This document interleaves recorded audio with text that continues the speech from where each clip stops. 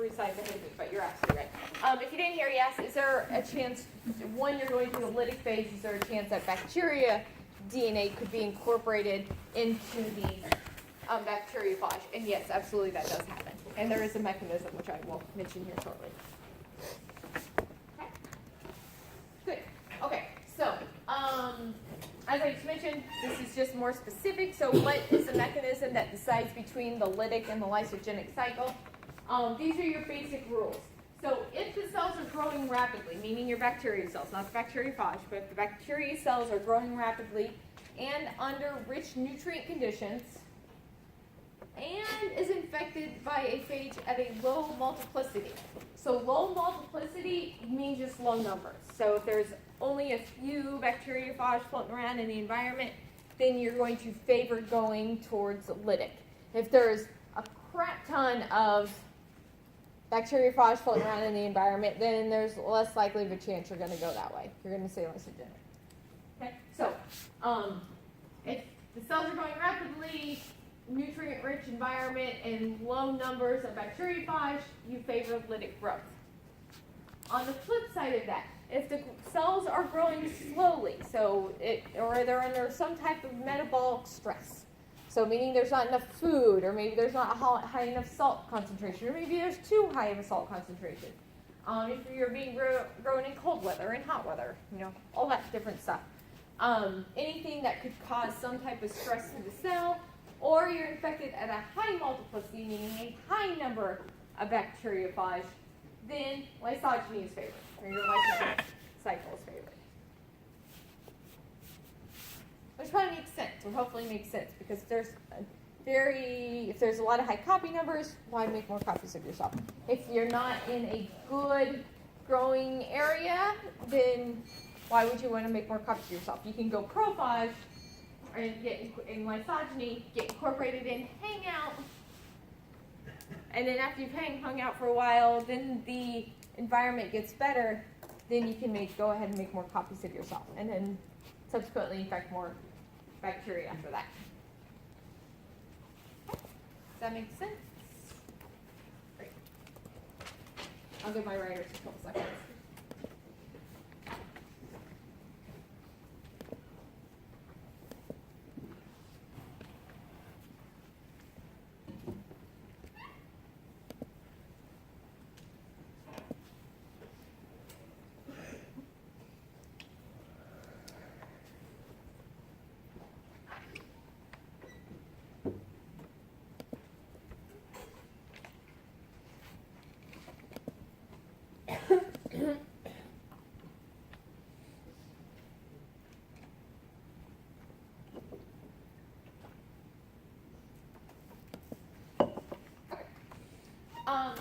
So again, this is, I'll actually turn the lights up a little bit for this one.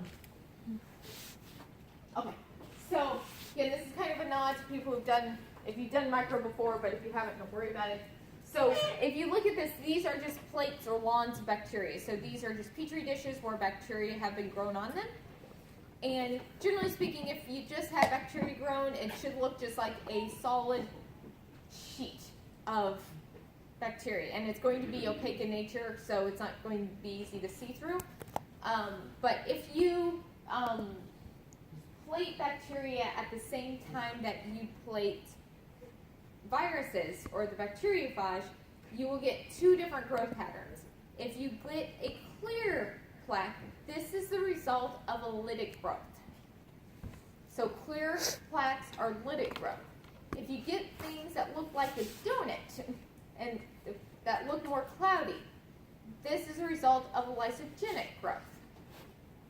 Okay? So clear plaque, lytic, donut, lysogenic.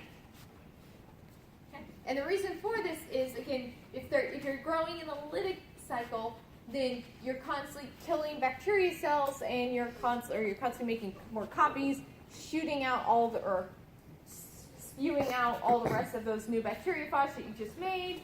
Those infect new cells, and they just keep going and going and going. So if you get clear plaques, that's lytic. For the lysogenic, these cells in the middle, that's a result of the dormancy phase of the bacteriophage. So it gets incorporated in, the bacteria cells are still able to grow, And then you have that environmental cue where it says, okay, we're good now, we can go lytic. So the circle is lytic, but this inside part is lysogenic. So if you see a donut, that's lysogenic. If you see the clear, that is lytic from the beginning. Okay? The way I think about it, or so to not confuse myself, donuts, if you eat a whole bunch of donuts, it makes you slower. So dormancy, you're slower. Bacteriophage that go dormant are slower. You eat a whole bunch of donuts, you're slower. Generally speaking. I don't want to ruin donuts or Dunkin' Donuts for anybody today. Okay. So just like we talked about conjugation, there was a scientist at one point actually discovered that phase transduction was a thing. And the ones who did it for phase transduction happened in 1952 by Joshua Lundberg and Norton Zinder. And they were the ones to first identify that these bacteriophages could transfer DNA from one bacteria cell to another.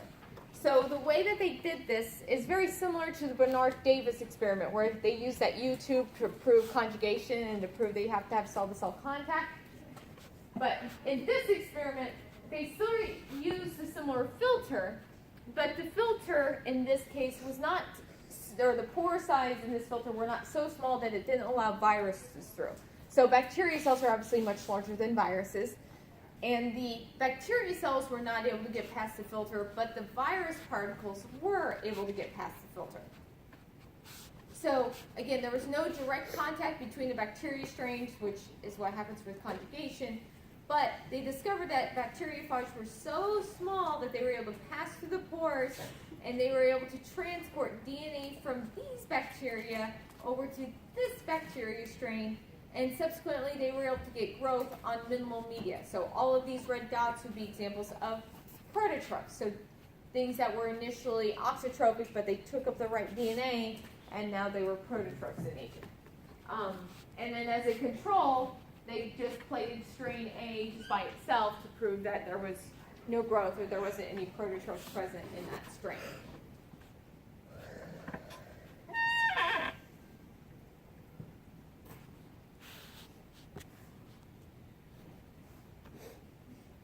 Questions on that?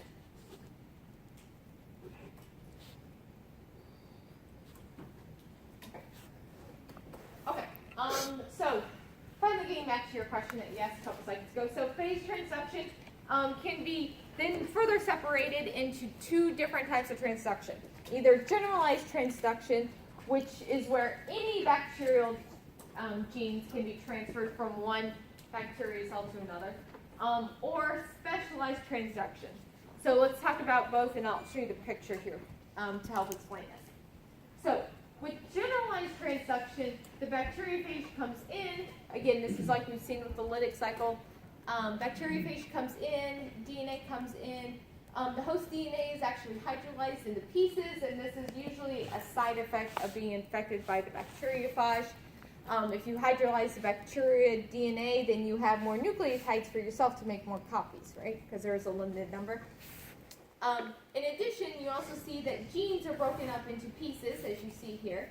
And then when they are synthesizing the bacteriophage capsids, most of the time, the bacteriophage DNA is the thing that gets incorporated into the headpiece, but every once in a while, there are parts of the bacterial genome that get incorporated into the bacteriophage.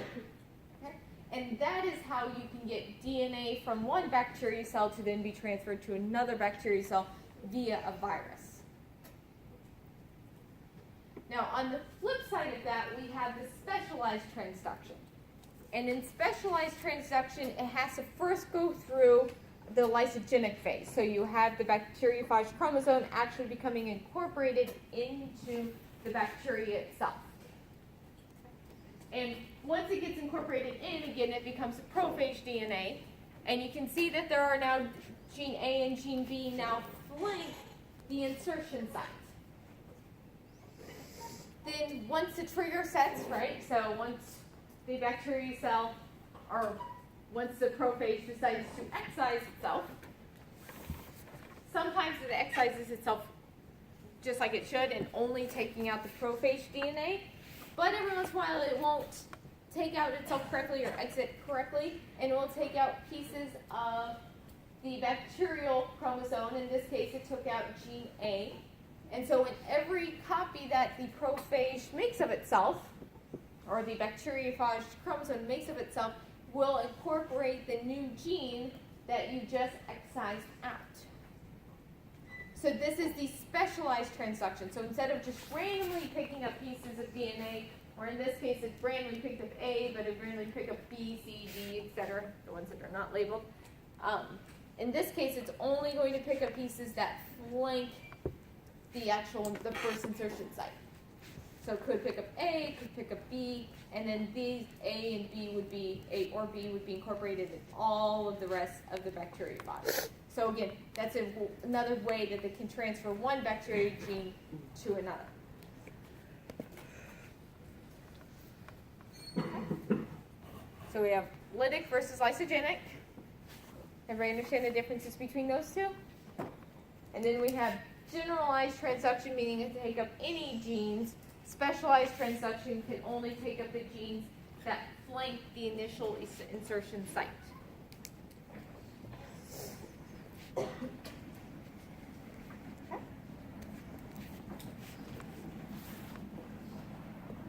So far, so good? Okay. Okay, so summary of transduction then. So this is the only one of the 3 methods of DNA transfer in bacteria that require a virus. Okay, the other 2 do not require a virus, but transduction requires a virus as its vessel to go from one bacteria to another. Again, just like with all 3 of these, it's a horizontal gene transfer, and you need to have it coming from a live bacteria and going to a live bacteria, just like in conjugation. Okay. The 2 modes of action are lysogeny or lytic. So again, lysogeny is the dormancy phase, the lytic is the, oh my god, I'm making many copies as possible and I'm going to kill anything, right? Okay. With specialized transduction, it only transfers genes that flank the specific insertion site. And this usually does not contribute to a lot of new bacteria genes being out there in the environment. Right? Because you're only able to take up the genes that flank the site. So you may have 1, 2, possibly 3. But not a lot. Generalized transduction, though, can transfer 50 to hundreds of new genes to bacteria in surrounding areas, just as an artifact of what gets taken up in that what gets taken up in the head of the virus shell. And mind you, it's completely random what gets taken up and what doesn't. Generalized transduction is a thing that can actually dramatically change the properties of the bacteria just because of what it does. Like you could introduce 50 new genes to a bacterium, and all of a sudden it could become like super bacteria, for example. Okay. Does that make sense? If these are, like, let's say you go through the lytic phase, right, and you have generalized transduction, and they go into another bacteria, how is the bacteria able to transfer that information? Don't they die once the bacteriophage come out? Well, so that's a good question. She asked, if you're going through generalized transduction, it picks up like these random genes. Does the bacteria die as soon as it gets in, or as soon as the bacteriophage gets in there? And it's kind of a crapshoot because it depends on what gene. So if you only get the gene, like if you don't get the genes necessary to make more copies of the bacteriophage, then you may get incorporation of some new DNA, but it won't kill you because you don't have the genes necessary to make more bacteriophage. It really depends on what bacteria or what genes you get put into you. Just because just because one bacteriophage attaches to your cell, your bacteria, and you get the injection of their DNA, doesn't mean you're going to die. It depends on what gets injected. If you get injected with prophage chromosome, that its job is to make more copies of itself and make more and then eventually rupture your cell, you're going to die. But if you get infected with a bacteriophage that doesn't have those genes, like if you have that generalized transduction, so it pulls up other bacteria chromosome, then it won't kill you because it won't want to make more copies of itself. The only reason the DNA says to make more copies of itself is because that's the only code the DNA has. it's not like the DNA mutates that quickly. So, valid question. Other question? Yes. So you're saying that sometimes when it incorporates bacterial DNA, it makes it stop working as a virus and just injects the DNA without killing the next host? Yeah, because it really depends on what DNA is there. So if you get the genes that make the viruses, then it's going to eventually kill you. If you don't get the genes that make viruses, it can't reprogram itself. So. Okay.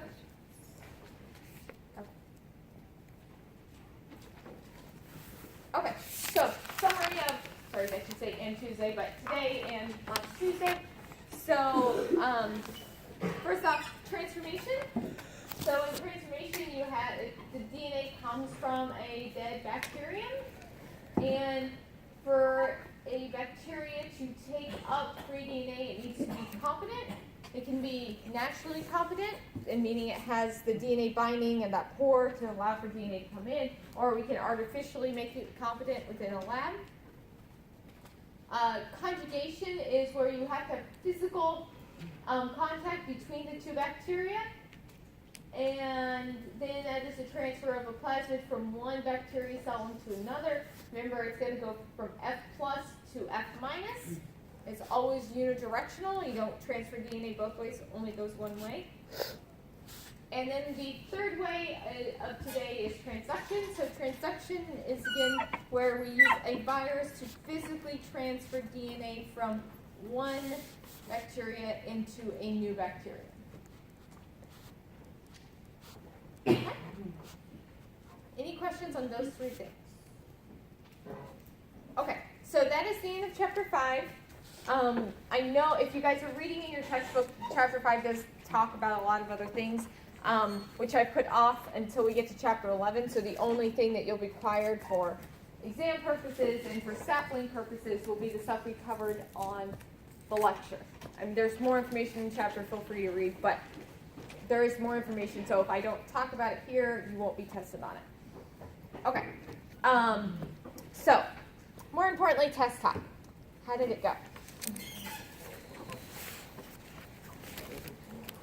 So the grades are up. If you did not see that, your grades are up. They've been up since about yesterday. So the average in this class was a